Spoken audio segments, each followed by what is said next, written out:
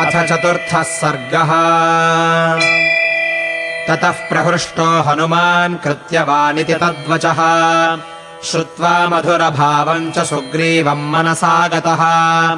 भाव्यो राज्यागमस्तस्य सुग्रीवस्य महात्मनः यदयम् कृत्यवान् प्राप्तः कृत्यम् चैतदुपागतम्। ततः परमसम्भृष्टो हनूमान् प्लवगोत्तमः प्रत्युवाच ततो वाक्यम् रामम् वाक्यविशारदः। किमर्थम् त्वम् वनम् घोरम् पम्पाकाननमण्डितम् आगतः सानुजो दुर्गम् नानाव्यालमृगायुतम्।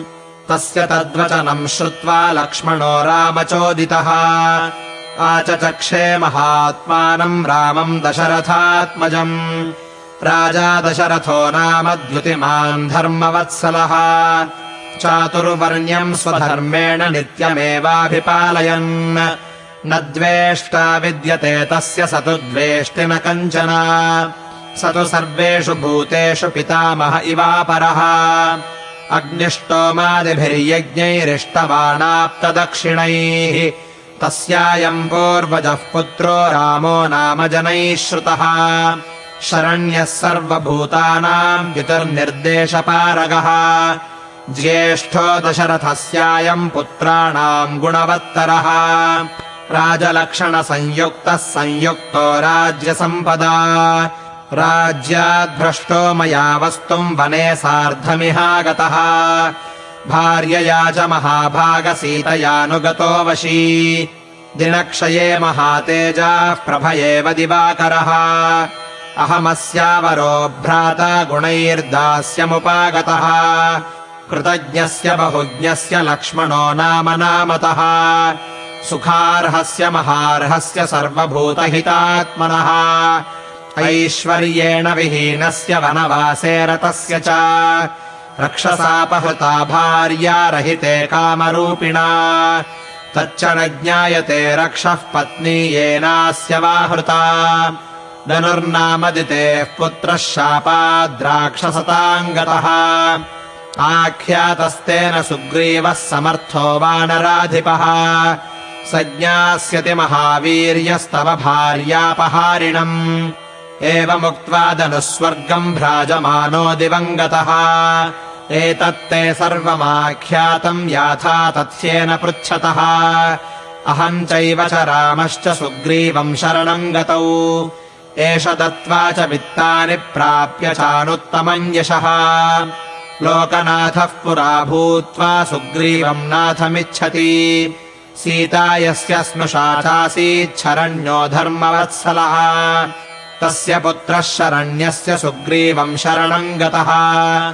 सर्वलोकस्य धर्मात्मा शरण्यः शरणम् पुरा। गुरुर्मे राघवः सोऽयम् सुग्रीवम् शरणम् गतः। यस्य प्रसादे सततम् प्रसीदेयुरिमाः प्रजाः। स रामो वानरेन्द्रस्य प्रसादमभिकाङ्क्षते। येन सर्वगुणोपेताः पृथिव्याम् सर्वपार्थिवाः। मानिताः सततम् राज्ञा सदा दशरथेन वै। तस्यायम् पूर्वजः पुत्रस्त्रिषु लोकेषु विश्रुतः। सुग्रीवम् वानरेन्द्रम् तु रामः शरणमागतः। शोकाभिभूते रामे तु शोकार्ते शरणम् गते। कर्तुमर्हति सुग्रीवः प्रसादम् सह यूथपैः। एवम् ब्रुवाणम् सौमित्रिम् करुणम् साश्रुपातनम्। हनूमान् प्रत्युवाचेदम् वाक्यम् वाक्यविशारदः।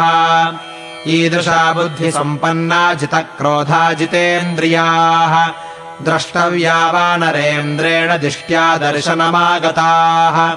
स हि राज्याच्च विभ्रष्टः कृतवैरश्च वालिना। कृतदारो वनेत्रस्तो भ्रात्रा विनिकृतो भृशम्। करिष्यति स साहाय्यम् युवयोर्भास्करात्मजः। सुग्रीवः सह चास्माभिः सीतायाः परिमार्गणे। इत्येवमुक्त्वा हनुमान्श्लक्ष्णम् मधुरया गिरा। बभाषे साधु गच्छावः सुग्रीवमिति राघवम्। एवम् ब्रुवन्तम् धर्मात्मा हनूमन्तम् स लक्ष्मणः। प्रतिपूज्य यथा न्यायमिदम् प्रोवाच राघवम्।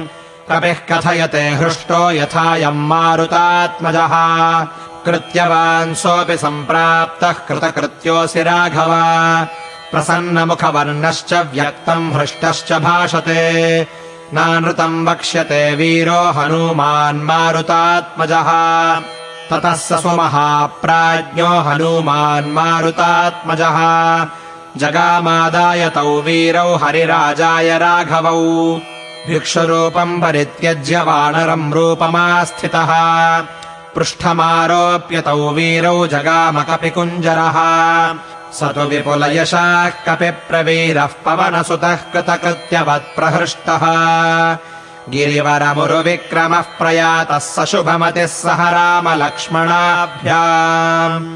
इत्यार्षे श्रीमद् रामायणे वाल्मीकीये आदिकाव्ये किष्किन्धाकाण्डे 4. सर्गः।